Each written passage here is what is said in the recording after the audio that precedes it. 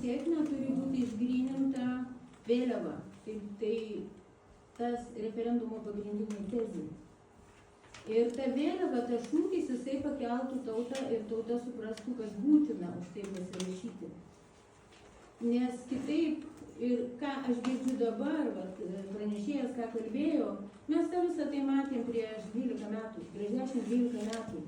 Ir tie visi santykiai su administraciniu teismu, su VRK, su teismų požiūriu, jie visiškai nekito, žinokit, nieko čia po tą saulę nėra naujo.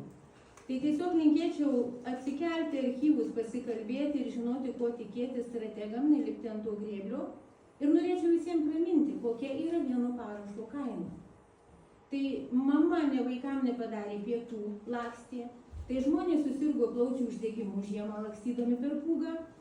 Tai yra didžiulė kaina, kurios neįvertina nei Seimas, nei VRK.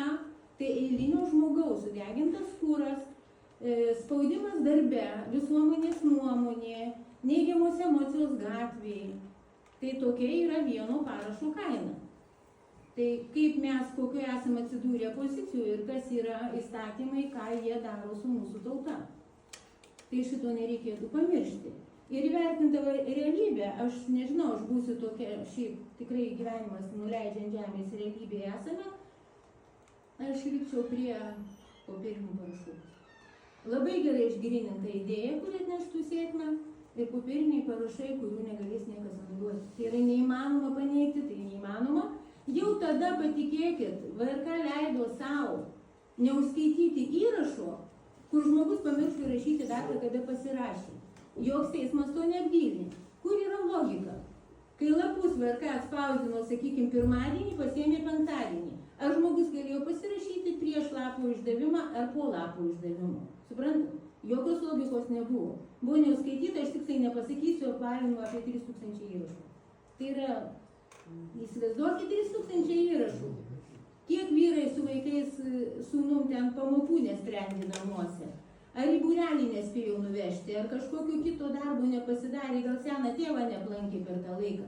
Tai yra 3000 įrašų. Bet, kaip kam sekėsi lankyti. Mes gaudydavom žmonės, kurie į emigraciją skrido Karmėlavos oro uoste. Tai žmonės pasirašinėdavo. Jūs neįsivaizduoja, žinokit, jausmai tai tikrai prisiminimai. Tai va, tai tiesiog ta teisinė nelygybė jinai yra, tai yra tokia realybė. Galbūt nesutiks su manim valdantieji, bet aš tą mačiau savo akim.